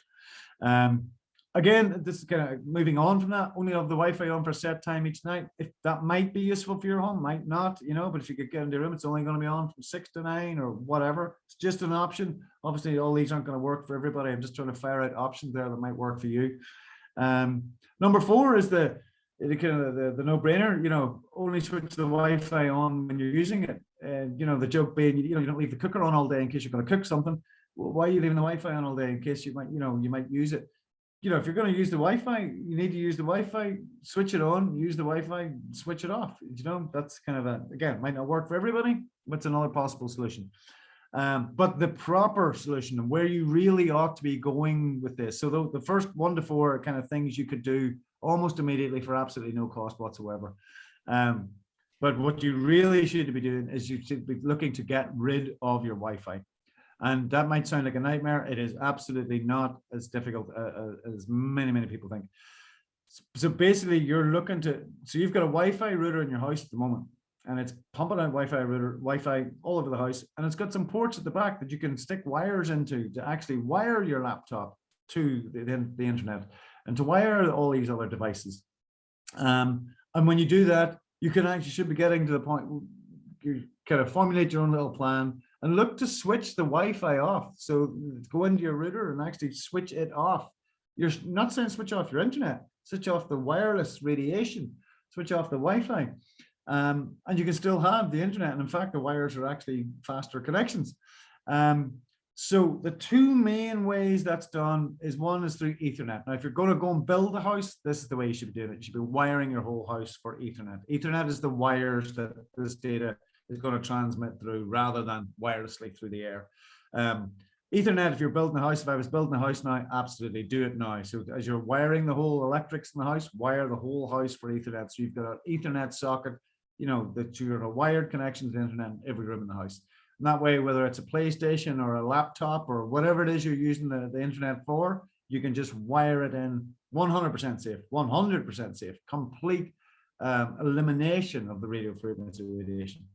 But if you've already got your house built now, it can be a big job. It can be an expensive job. I mean, the reality is, average house, to wire it for Ethernet now, if your house is already built now, I wouldn't be looking for change from about 2,000 euros really to wire your whole house. So that's really not an option for an awful lot of people. But there is an alternative, and it's a very, very effective alternative called Ethernet over power, or power link adapters. And I'll talk about these now in a second, show you these now in a second. And basically, these are easy to, you could do this yourself. You buy these in the shop, you plug them in the wall, they're easy and they're cheap. I think it's like 40 quid for a set of 2. And basically you can wire your whole house for less than, for about 150 euros really, and switch off your Wi-Fi and have a wired network throughout your whole house that all your devices can use. Again, I'll just brief. I'll talk about just now in a wee second, but I have a whole guide to going from wireless to wired on both the EMF Home Surveys.ie site and the electrosafetechnology.com site. It's somewhere in the knowledge section, going wired over wireless. So just, can I come in there for a second? Sure, am I running over? We're actually at 9:35 now. We're on an hour and a half, so hopefully. I apologize. Give me 5 minutes and I'll wrap up here. Is that okay? Yeah. Okay. So just on the internet to your home, basically, I'm going to have to skip forward here now, lads. So there's 2 main stages. Basically, the internet provider getting the wire to get the broadband to your home, and then what you do with it once you're in your home. Getting it to your home, go for copper wire, go for landline, go for fiber, go for anything that's coming in a wire. If you can't go in a wire, then you can't go in a wire, whatever wireless solution they present to you. But if at all possible, get a wired connection to your house, for the very reasons just stated. And so step 2, the more important step, is what to actually do with it when it comes into your house. So here's your kind of router. As I'm saying, you can just beam that out wirelessly using Wi-Fi throughout the whole house, or you can use a wired solution. Like I was just suggesting, the Ethernet or the power line adapters. And those are the power line adapters there on the right-hand side. These are just things you buy in a box. basically this is where the plug, so you see this is your router, and at the minute, so it can pump out Wi-Fi from it, or you can connect devices into these little ports. Now, obviously, these things might not be beside your, you might have an office upstairs or something. And all you simply do is plug one of these devices in beside the router. You run a wire from one of these ports to the port at the bottom. And then if you go upstairs, basically you've got a second one that you just, again, run a wire. So that's as simple as that. It's literally, if you wanted to kind of take a wired connection upstairs, 100% radiation free, you have one beside your router that plugs into that. And then it uses your basically your electrical wiring in your home to transfer the data. It's not designed for it, but you can use it. It's not as good as Ethernet, but it's good enough. It's a fraction of the cost. So power line adapters are a very cheap and easy and effective solution to create a wired network in your home.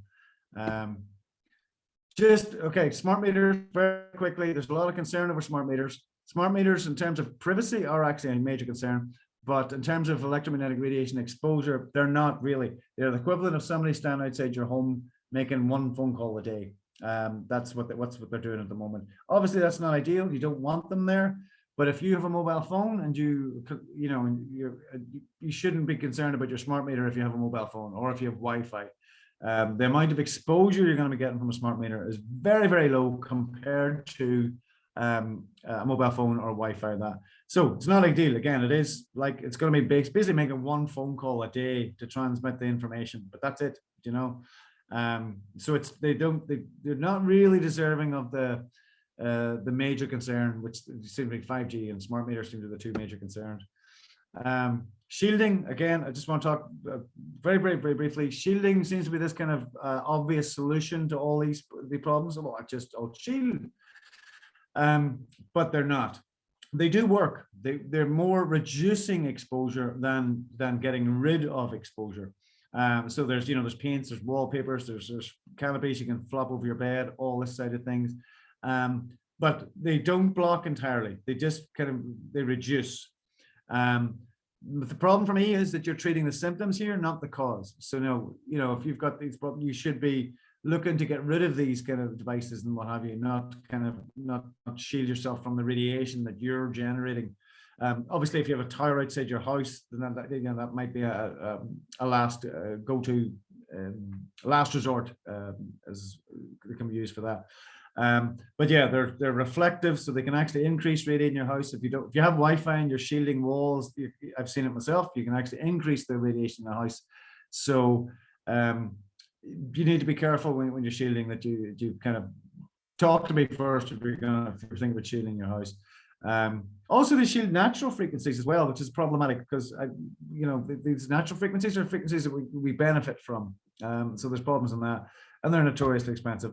Point I just want to make there is shielding products sound like this go-to silver bullet that fixes all the problems here now, but they're not. There's problems with them. They're useful in certain situations as a last resort, but that's it. This is my unpopular slide. There's a lot of protective products out there. Shungite, orgonite, there's crystals and necklaces and bracelets and stickers and all the rest of it, and plug-in devices and stickers to back a phone. And when you read them, they're claiming to harmonize the radiation or neutralize the radiation using scalar or quantum technology, etc. All I'm talking about is from my electromagnetic radiation exposure perspective. I've run the tests on these things. They're not showing me any reduction. Now, shungite and orgonite, there's very interesting kind of things, and there may be other things that they're doing, but just purely from a radiation solving perspective, these things are not, using my meters, I don't see any reduction on these. And yeah, so I would just be very careful that I don't see them doing any harm, but my concern is that some people get these and then think, well, that's me safe now. So that's the problem on that. Earthing products, on the other hand, actually do work. It's exactly the same as walking around in your garden in your bare feet. You're earthing yourself, you're grounding yourself. So you are providing a path for discharge of additional electric field in that. So that makes perfect sense. I use these myself kind of on my own work desk, under my mouse and that, so I'm constantly grounded. But the only thing is just to bear in mind that what we're talking about there is electric fields. So it is useful for helping with electric fields, but not really from the radio frequencies side of things. So again, so this is there's merit and value to that, but it's absolutely not this kind of, oh, I'm protected now because I have a grounding mat on my bed or something like that. But nonetheless, absolutely does reduce the electric fields. I'll just flick through these EMF meters. Should I get one? Maybe I'll cover that in the QA if somebody wants to talk about it. They're limited use if you don't really know what you're doing, but you can see numbers go up and down, so it can help with viewing and with understanding what the fields that are there. And a Wi-Fi analyzer, again, can detect Wi-Fi. So any app, you can just do one FarProc Wi-Fi there. Any app, that's just from an app from your phone that you can download for free. So you can actually download a Wi-Fi analyzer for free if you want to just, check what the story is in your house. How many Wi-Fi frequencies are in your house from your neighbors or your front garden or whatever. So they're completely free. So why not? Why not get one of those? And that's it. Summary. Swear to God, Mary, it's me done then. So summary is radio frequencies are basically your problem here. The magnetic and electric fields, not so much. Just keep a little bit of a distance from those things. You're absolutely fine. Radio frequencies needs a bit more thinking, and you're looking to try and get rid of these things that are creating these frequencies, really. In terms again of the electric fields, and that's getting the habit of switching things off at the wall, and you're going to reduce the electric fields in your house quite considerably. Again, for all of them, distance is your greatest weapon. Planck's radiation law. If you can get that thing away from you at all more distance, that's you're going to have a massive exposure reduction. Basically, always choose wired over wireless. Anytime you can use a wired something or other over a wireless, use the wired. Get the house networked up with those PowerLink adapters for very little cost, and you've got a fully wired network. You can use it all completely safely. Shielding, again, it's not a silver bullet, just only as a last resort. If you were thinking about that, maybe talk to me. And just the kind of little catchy thing, the wee jokey thing at the end there is smart device. Just remember, smart devices are for dumb people, and dumb devices are for smart people like yourselves. And there's on my website, there's a much bigger list, of all the do's and don'ts and all the rest of that. If you want to go in there, I normally do a test, but I'm going to skip the test because Mary's going to shout at me. And there we go. So I'm done, and I do apologize, Mary, for going over there. Thanks a million, Aaron. You covered so much stuff there, I'm sorry for going over. I always do. Trying to get that squeezed into an hour is very, very difficult. But I do feel it's kind of important to lay that kind of groundwork there a little bit early on, the kind of what is this? What are we actually talking about? Rather than kind of depending on somebody else to answer is this harmful? Is this not harmful? Even with that little piece of information, you should be able to in a position to kind of begin to answer those questions for yourselves. And so I thought it was important to that. But yeah, it's a challenge to get that into an hour. So I do apologize to everybody that's slack-eyed and silly there now. No, thank you. Thank you very much. And thank you. I'm actually glad that we have a recording that we can. Because we're going to need to watch it a few times. Yeah. Because there's a lot to take in there, but there's a lot of really helpful information. Are you open to taking one or two questions, or? Yeah, sure, no problem, Mary. As long as you guys are happy to, I'll answer the questions as long as you ask them. We'll take one or two questions and we'll wrap it up then. Sure, sure. Will I stop sharing website and stuff? Sure. Will I stop sharing the screen here? You can, yeah. Okay. Yeah. There we go. So anybody want to ask a question, or Delia? Okay.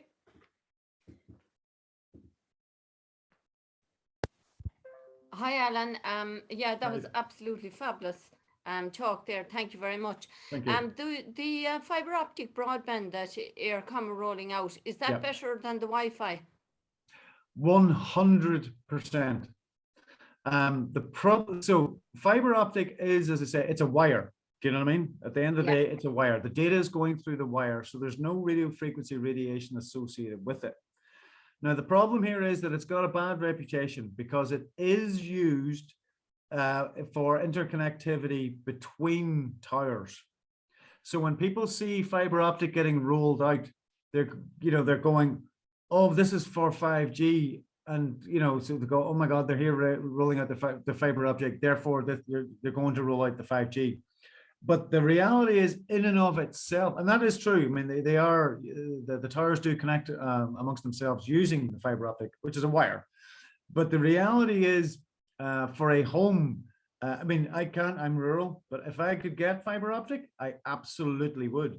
It's still a wired connection. The data is all coming in through that wire, in through that fiber optic. So from this perspective, from electromagnetic radiation perspective, whether it's a fiber optic, whether it's a copper wire, whether it's a landline, or from an exposure perspective, it doesn't really matter as long as that data is coming in over a wire. But I understand that people do have the old fiber optic has got a bad reputation because it is the 5G technology piggybacks on the back of it. But that said, in and of itself, it's actually perfect. And if I was king for a day in Ireland and made minister for communications, I would get a fiber optic, connection to every house in Ireland. And that's the job done, It would solve so many problems. So that's the problem. It has got a bad reputation because it can be used to facilitate 5G, but in and of itself, it's absolutely perfect. And I would highly recommend it. Oh, lovely. Thank you. And just one more thing. Sure. The wireless headphones, do you Yes. know the ones, are they bad for you? Very, very bad for you. Depending on the make, I think even the Apple ones that they call, I think they're called AirPods actually. So some of those actually are so horrific that what they do is that they transmit the data wirelessly, again, not good. Again, Planck's radiation law, so they're actually going, you're plugging these things directly into your skull. Yeah. And some of them actually operate that they only actually transmit to one, and then this one transmits to the other, but through the shortest possible path, which will be directly through your skull. So yeah, wireless headphones, Bluetooth headphones, all those side of things absolutely are awful. Thank you. Actually, even regular headphones are not good either. Not as bad as the wireless ones now, but the regular headphones is a little, electromagnetic speaker, thing plugging directly into your skull is not good, which is why I kind of recommend, a sec here, what they're called, if you want to Google them or whatever on Amazon or whatever, they're called air tubes. I'll just show you one here. So that's an air tube. So if that was a regular headphone, this would be the little speaker bit, and that would be plugging into your ear. Do you know? Now that's not good. So these air tubes, so that's where the speaker ends. And you see, this is just a tube of nothing. It's just air, so it's the air then that just plugs in there. The speaker's down here. And that, again, in terms of exposure reduction, is massive. So wireless headphones, absolutely brutal. Don't use those. And actually, even regular headphones, I would suggest, those are not expensive. Those are a few euros. If you get fancy ones, those are air tube is what you're looking for. Thanks, Mary. Where do you get them from? What's the brand? You're going to put me on the spot now because I'm going to say, yeah, I know for a fact you can get them on Amazon, but I don't want to say the word Amazon, but you can get them on Amazon. But if you can source them in a local Irish shop, please do.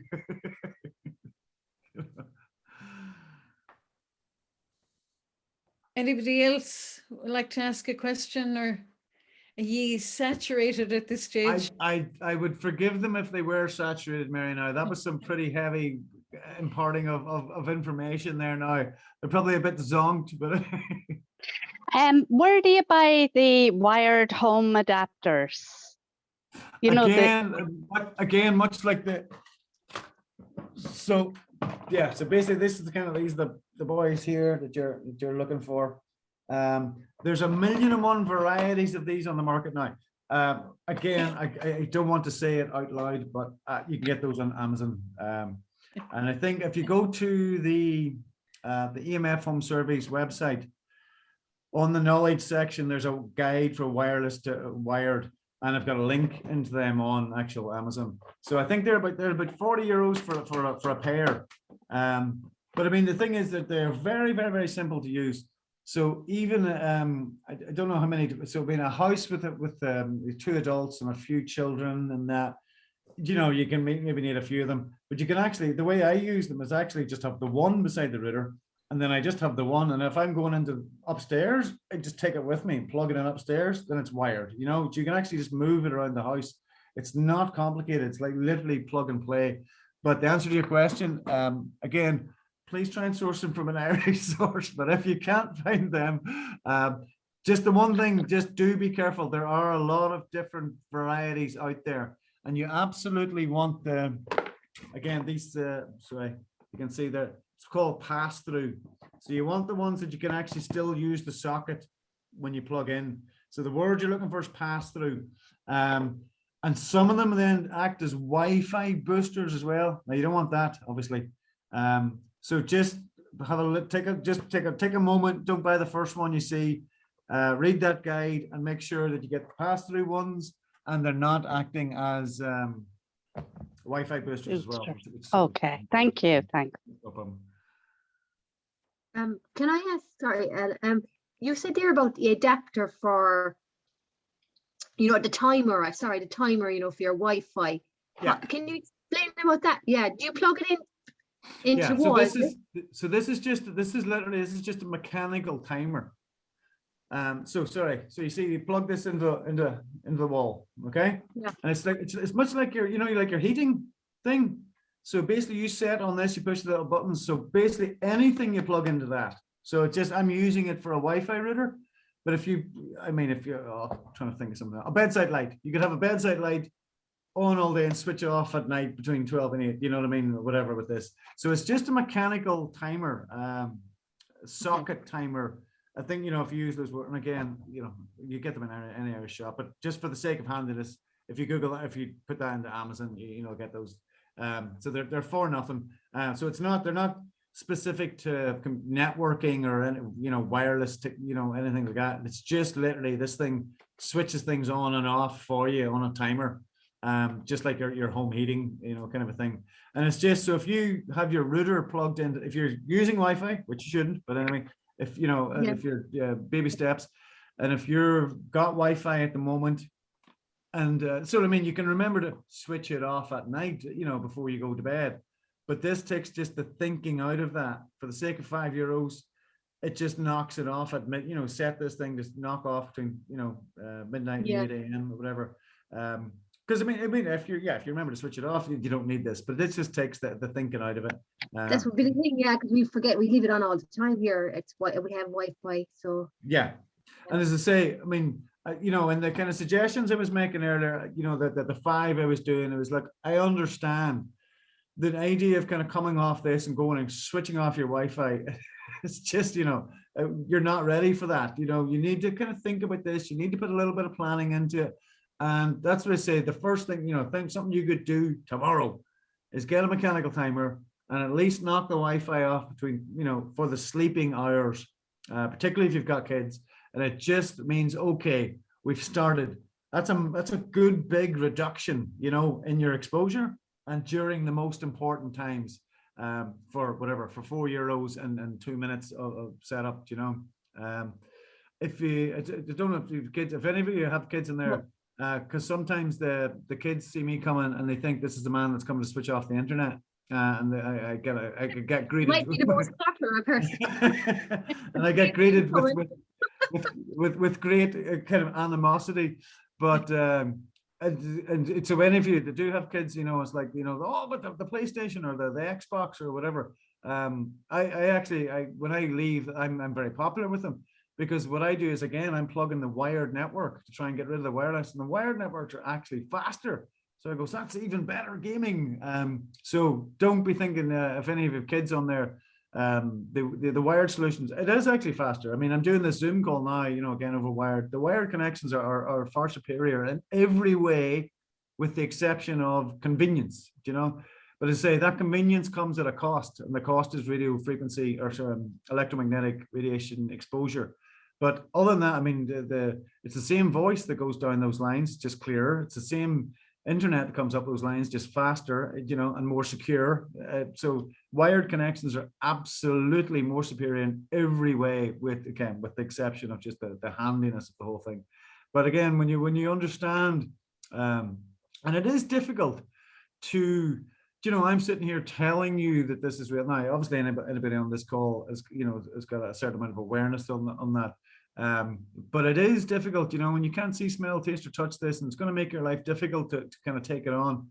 It's easy just to go, that's not a problem. But when you actually, when you have a meter and you can see this radiation, it really does kind of, wow, you know, this is something. And it's just, nobody beat yourself up about it, by the way, because nobody ever told us this, you know. I'm this kind of crazy voice in the wind here that discovered this just earlier than most, and have been trying to warn people, you know, that this is not without cost, you know. And I kind of feel compelled, having been one of the earlier ones to discover this, to try and raise the public consciousness, the public awareness on this, that we need to rethink this, you know, that we have been lied to. This stuff is not safe. And it is handy, which is an unfortunate thing, but that's it. That's the trade-off, you know. It's the handiness versus the exposure, you know. And if you're willing to take the radiation exposure because it's handy, you know, you're an adult, it's your decision, you know. But as long as you're aware of it and you're making a conscious decision and you're not doing it just when you think it's completely safe, you know, then that's fine. We all have decisions to make regarding this. But there's a bit of a mind shift that needs to go on. Just not to treat, you know, even just the switching the things off at the wall around the house. It's difficult if you can't, you know. Again, when I'm there with a meter and I can show you this, it helps to solidify why you're doing it, you know, rather than just some guy on a Zoom call one night that said you should, if you know what I mean. But I think I ventured off into a tangent there. I apologize. Thank you so much, Aaron. Thank you everybody for attending, and I hope you'll be putting lots of this into action. And I'll send you on the recording anyway. And you know, And so just, I I mean, really say, appreciate your time. no problems. Thank you And very just say what I'm doing here is I'm trying to raise public awareness on this, obviously with your good selves, but absolutely talk to other people. But as I said, I understand that this has been a crash course, and there's a lot of information flying there now. But if you want to, you know, if you're poking around this, you have a question, you're not sure what's going on, absolutely just get in touch with me through my website. There's an email address on there. If you pump through any question at all, don't worry. I enjoy doing this. I'm doing this for a reason. I'm doing this to raise awareness. So if you have any questions, and you probably do after all that, let's face it, just don't hesitate to feel free to get in touch with me and ask the question. No problem at all. Brilliant. Thank you so much. And I'll send the website links that Aaron's been speaking about. I'll send those with the email with the recording. Perfect. And I'll just take this one last final opportunity to apologize for running so over. No, I think we've more than benefited from that. So thank you. Thank you. Thank you. Can I problem make at a all. suggestion? The Yes, next sure. time, the next time you're asked to give a talk, say it will be 2 hours, Fair enough. I'm and always then you won't be trying. rushed. I'm always trying to keep it into the hour, and I never imagine the hour. No, it's Quite not right. possible. It's not Yeah. possible Yeah. because there's too much to be said. You know what? That's a fair point. That, you know, we'll have to take that on board. Thanks very much. It was fascinating. Thank you. Thanks. problem. Yeah, Nice. thanks. you. Thanks. you. Bye-bye. Thank you very Bye. much. Thanks, Thank folks. you. Bye. Bye. Good night. Thank you. Bye. Great.